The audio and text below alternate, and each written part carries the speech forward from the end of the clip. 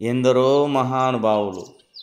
అందులో మన భారతావనిలో గణితానికి సంబంధించిన మేధావులలో ఆర్యభట్ట, భాస్కరాచార్య తరువాత అంతటి మేధావిగా చెప్పుకోదగినటువంటి ఏకైక వ్యక్తి శ్రీనివాస రామానుజన్ గారు మాత్రమే. మనం జీవించింది ఎంతకాలమని కాదు, ఈ లోకానికి మనం ఏమి ఇచ్చామన్నదే ముఖ్యం. అసలు వాస్తవానికి మానవ జాతి నిజమైన చరిత్ర అంటే మానవ మేధా చరిత్రే. మేధాపరమైన ప్రగతికి గణితం ఒక ప్రామాణిక కొలబద్ద. అటువంటి గణితానికి అతను జీవించింది 32 సంవత్సరాలే అయినా ఎన్నో సేవలను అందించాడు. అప్పట్లో గొప్ప గణిత శాస్త్రవేత్త అయినటువంటి ప్రొఫెసర్ జిహెచ్ హార్టీ గారు తెలివితేటలను బట్టి మార్కులు ఇస్తే కేవలం 100 మార్కులకు 100 మార్కులు రామానుజానికి మాత్రమే వస్తాయని, ప్రపంచంలో ఉన్న ఏ ఇతర గణిత శాస్త్రవేత్తకి 80 మార్కులను మించి రావని తెలిపాడు. అంటే శ్రీనివాస రామానుజన్ ఎంతటి గొప్ప మేధావో మనం అర్థం చేసుకోవచ్చు. ఇక కుటుంబ నేపథ్యాన్ని గనక మనం చూస్తే, ఒక సాధారణ బ్రాహ్మణ సాంప్రదాయ కుటుంబంలో 22 డిసెంబర్ 1887న శ్రీనివాస రామానుజన్ తమిళనాడు రాష్ట్రంలోని ఈరోడ్డు పట్టణంలో తన అమ్మమ్మ ఇంట జన్మించాడు. ప్రస్తుతం ఈ డిసెంబర్ 22 రోజునే జాతీయ గణిత దినోత్సవంగా జరుపుకుంటున్నాం. అతని తండ్రి శ్రీనివాస అయ్యంగార్ ఒక బట్టల దుకాణంలో గుమస్తాగా పనిచేస్తూ నెలకు 20 రూపాయలను సంపాదించేవాడు. తల్లి కోమలతామ్మాల్ తన భర్తకు చేదోడు వాదోడుగా ఉండడం కోసం ఆ ఊరిలోని గుడిలో సంగీతం నేర్పించి కొద్దో గొప్ప కుటుంబ అవసరాల కోసం సంపాదించేది. వీరికి ఆ తర్వాత శ్రీనివాస రామానుజం తర్వాత 2 మగపిల్లలు, 1 ఆడపిల్ల, 3 జన్మించారు. కానీ ఆ 3 చిన్న వయస్సులోనే మరణించారు. ఆ తర్వాత వీరికి 2 మగపిల్లలు జన్మించారు. వారి పేర్లు లక్ష్మీ నరసింహన్, తిరునార్ అయ్యంగార్. వీరే శ్రీనివాస రామానుజం యొక్క సోదరులు. శ్రీనివాస రామానుజన్ కుంభకోణం టౌన్ హై స్కూల్లో చదివి మద్రాస్ యూనివర్సిటీ మెట్రికులేషన్ ప్రథమ శ్రేణిలో ఉత్తీర్ణుడై స్కాలర్షిప్తో కుంభకోణం గవర్నమెంట్ కాలేజీలో FAలో చేరాడు. గణితం పట్ల తీవ్రమైన శ్రద్ధతో మిగిలిన సబ్జెక్టులను నిర్లక్ష్యం చేయడం వల్ల పరీక్ష తప్పడము, స్కాలర్షిప్ పోవడము జరిగిపోయింది. గణిత వ్యాపకమే కావడం వలన FA పరీక్ష పూర్తి కాలేదు.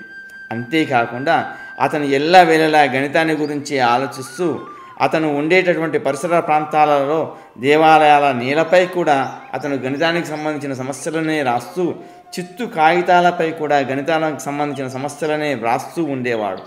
ఆ కారణం చేత అతను పిచ్చివాడైపోతాడేమో అనుకొని భావించిన తల్లిదండ్రులు 1909వ సంవత్సరంలో అతనికి 21 సంవత్సరాల వయస్సు ఉన్నప్పుడు 9 సంవత్సరాల వయస్సు కలిగిన జానకి అమ్మాల్తో వివాహాన్ని చేశారు. వివాహం అయిపోయిన తర్వాత పొట్టకూటి కోసం ఉద్యోగ అన్వేషణ, ఇంటి ఆర్థిక పరిస్థితులు సరిగ్గా లేకపోవడం, సరైన విద్యార్హత లేని కారణంగా ఉద్యోగం రాకపోవడం, ఇలా ఎన్ని ప్రతికూల పరిస్థితులు ఉన్నా కూడా అతను మాత్రం వింత చదరాలు, వితత భిన్నాలు, ప్రధాన సంఖ్యలు, partition of numbers, elliptic integrals అంశాలపై పరిశోధన కొనసాగిస్తూనే ఉన్నాడు.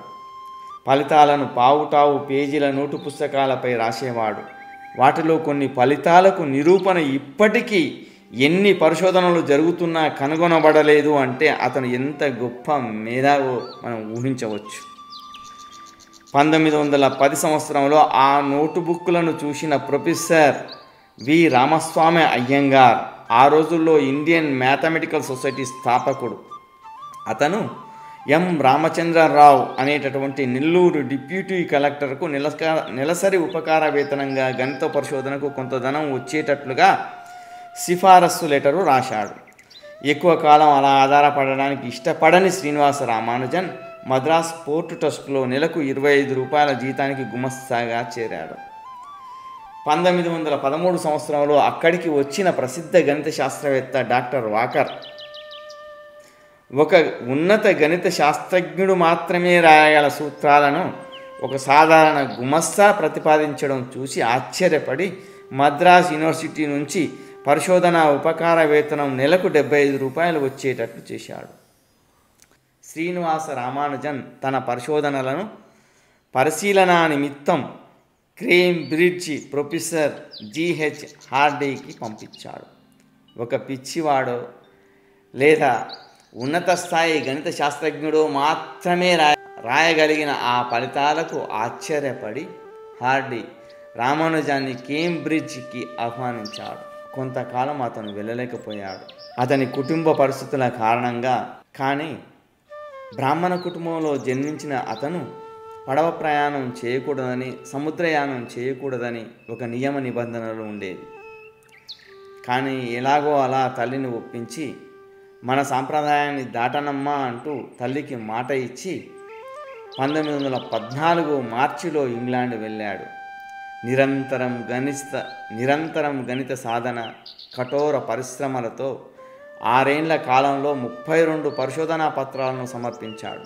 Fellow of the royal society, fellow of the Trinity college గౌరవాలను పొందిన మొట్టమొదటి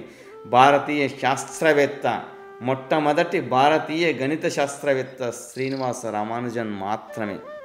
ఇంగ్లాండ్లో నివసిస్తున్న కాలంలో అతను బ్రాహ్మణ కుటుంబంలో జన్మించినటువంటి కారణంగా మాంసాహారాన్ని తినకపోవడం, వైన్ తాగకపోవడం చేత అక్కడ వాతావరణాన్ని తట్టుకోలేని స్థితిలోకి శరీరం వచ్చివేసింది. శరీరం వ్యాధిగ్రస్తమయ్యింది. అది తీవ్రమయ్యేసరికి మార్చి 1919లో ఇండియాకు తిరిగి వచ్చాడు. అన్ని విధాల వైద్య వసతి సదుపాయాలను అభిమానులు ఆయనకు కల్పించిన ప్రయోజనం లేకపోయింది. 1920 ఏప్రిల్ 26న మరణించాడు ఆ గణిత పారిజాతం. రామానుజం సాధించిన ఫలితాలు గొప్పవే అయినప్పటికీ నెంబర్ థియరీకి సంబంధించినవి కాబట్టి ప్రస్తుతం గణితంలో వాటికి ఏ ప్రయోగాత్మక ప్రయోజనాలు ఉండవని పెదవి విరిచిన మేధావులు ఆశ్చర్యపడేలా ఆ ఫలితాలు స్ట్రింగ్ థియరీ, కేన్సర్ పరిశోధనలో ఉపయోగపడుతున్నాయి. ఆయన చివరి దశలో కనుక్కున్న మాక్ థీటా ఫంక్షన్స్ శాస్త్ర పరిశోధనలను ప్రభావితం చేస్తున్నాయి. ఏఐ లాంటి అత్యాధునికమైనటువంటి పరిశోధనలకు సంబంధించింది 100 సంవత్సరాలకు పూర్వమే అతను తెలియచేశాడంటే ఎంత అద్భుతమైనటువంటి మేధాశక్తి కలిగినటువంటి వ్యక్తో శ్రీనివాస రామానుజాన్ని మనం ఊహించవచ్చు. రామానుజన్ జీవితంలో కొన్ని స్ఫూర్తిదాయక ఘట్టాలు. రామానుజన్ గారు 3వ తరగతి చదువుతూ ఉన్నప్పుడు వారి యొక్క గణిత ఉపాధ్యాయుడు గణిత సమస్యలను బోధిస్తూ ఏ సంఖ్యనైనా అదే సంఖ్యతో భాగిస్తే 1 వస్తుంది అని తెలియచేశాడు.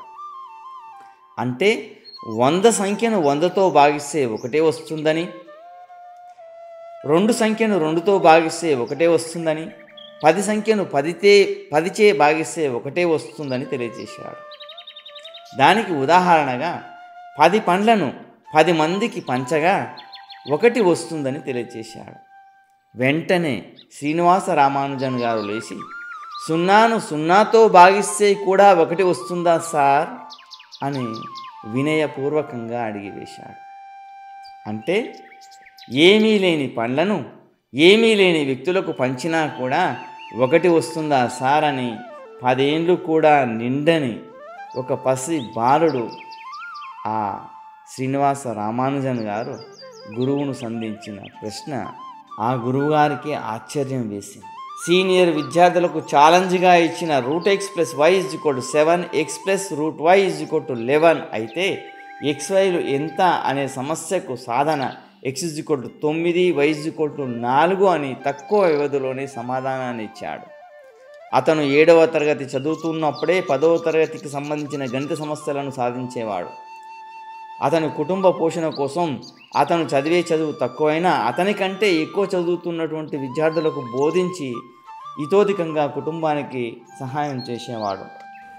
FAలో గణితోపన్యాసకులు కొన్ని సమస్యల సాధనలు 2 నిండుపాటి బోర్డుల నిండుగా చేస్తే చాలా తరచుగా శ్రీనివాస రామానుజన్ మాత్రం 4 లేదా 5 సోపానాలలోనే పూర్తి చేసి ప్రొఫెసర్లను సైతం ఆశ్చర్యానికి గురి చేశాడు. ప్రొఫెసర్లతో కలిసి మధ్యాహ్న భోజన విరామ సమయంలో మ్యాథమెటికల్ జనరల్స్లోని క్లిష్ట సమస్యలను చర్చించి సాధిస్తూ ఉండేవాడు. శరీరం పూర్తిగా వ్యాధిగ్రస్తమైపోయి మరణానికి చేరువలో ఉన్న సమయంలో తనను పలకరించడానికి వచ్చిన ప్రొఫెసర్ జిహెచ్ హార్డీ తను వచ్చిన ట్యాక్సీ నెంబర్ 1729 అని, అందులో చెప్పుకోదగిన విషయం ఏమీ లేదని అన్నప్పుడు శ్రీనివాస రామానుజన్ అలా కాదని దాన్ని 1729 10³ + 9³ 1729 12³ + 1³ రాయవచ్చని, ఇలా విభిన్న గణాల రెండింటి మొత్తంగా 2 విధాలుగా రాసే వీలైన సంఖ్యలలో అతి చిన్న సంఖ్య ఇదేనని చెప్పాడు. ఆ సంఖ్య ఇప్పటికీ శ్రీనివాస రామానుజన్ సంఖ్యగా ప్రసిద్ధి పొందింది. గణితం అతని జీవితమంతా గణితమే. మరణం సమీపిస్తున్న సమయంలో కూడా కేవలం గణితాన్ని గురించి మాత్రమే ఆలోచించాడు. కానీ మరణాన్ని గురించి ఎన్నడూ ఆలోచించినటువంటి ఒకనొక అత్యద్భుతమైనటువంటి మేధావి. అందుచేతనే ప్రపంచంలో ఎంతమంది గణిత శాస్త్రవేత్తలు ఉన్నా కూడా శ్రీనివాస రామానుజమును మాత్రమే ఏ మ్యాన్ హూ న్యూ ఇన్ఫినిటీ అని అనడానికి కారణం, గణితంలో ఇన్ఫినిటీ అంటే అనంతం, దానిని తెలుసుకోవడం అనేది అసాధ్యం. అలాగే రామానుజం ఏ స్థాయికి ఎదిగాడు అంటే, రామానుజం ఎదిగినటువంటి స్థాయే ఇక అదే అనంతం అని ప్రపంచ గణిత మేధావులు అందరూ ముక్త కంఠంతో తెలియచేసినటువంటి విషయం. ఏదైతే అనంతమో అదే శ్రీనివాస రామానుజం. సముద్రం లోతును కనిపెట్టడం ఎంత అసాధ్యమో శ్రీనివాస రామానుజం సాధించినటువంటి గణిత సమస్యలను నేటికి మనం సాధించలేకపోతూ ఉన్నాం. మన గణిత శాస్త్రవేత్తలకు ఎంతో చిక్కు ప్రశ్నలను ఇచ్చినటువంటి మహా అద్భుతమైనటువంటి గణిత మేధావి. ఇతను రాసినటువంటిది ఒక నోటు పుస్తకం 1976లో మనకు లభించింది. దానిని రామానుజం లాస్ట్ నోట్ బుక్ అంటారు. అందులో ఉన్నటువంటి అంశాలు ఆస్ట్రోఫిజిక్స్, బ్లాక్ హోల్స్, నేడు మనం వాడుతున్నటువంటి ఏఐకి ఉపయోగపడే గణిత ఈక్వేషన్స్ ఎన్నో ఉన్నాయి. 100 సంవత్సరాల క్రితమే వీటన్నింటినీ తెలియచేసినటువంటి మహా అద్భుతమైనటువంటి మేధావి ఈ శ్రీనివాస రామానుజం. అందుకే ఆ మహానుభావునికి మనం డిసెంబర్ 22న అతని యొక్క మేధాశక్తిని కనీసం గుర్తుంచుకోవాలని ఈ అంశాన్ని మీకు తెలియజేస్తున్నాను. మీరు ఇన్ని సమస్యలకు పరిష్కారాన్ని ఎలా కలుగుంటున్నారు అని శ్రీనివాస రామానుజంను అడిగినప్పుడు అతను చెప్పినటువంటి మాట మనందరినీ ఆశ్చర్యంలో ముంచేస్తుంది. నాకు ఆ గాయత్రి మాత తెలియచేయడం ద్వారా మాత్రమే నేను తెలియచేస్తున్నాను అని చెప్పాడు. ఎంతటి అద్భుతం భారతావని! ఒక మంత్రోచ్చారణ ఫలం అనేది ఎంత అద్భుతంగా ఉంటుందో మీరే ఆలోచించండి.